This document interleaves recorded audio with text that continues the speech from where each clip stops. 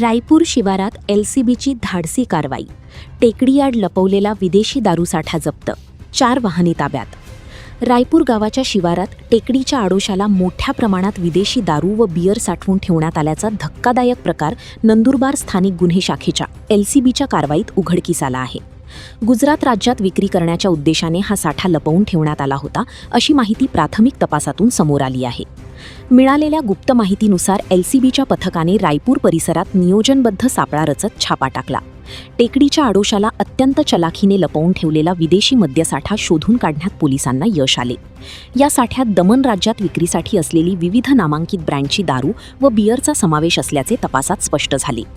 या कारवाई दरम्यान अंदाजे लाखो रुपयांचा मुद्देमाल जप्त करण्यात आला असून मद्य वाहतुकीसाठी वापरण्यात येणारी 4 वाहने पोलिसांनी ताब्यात घेतली आहेत.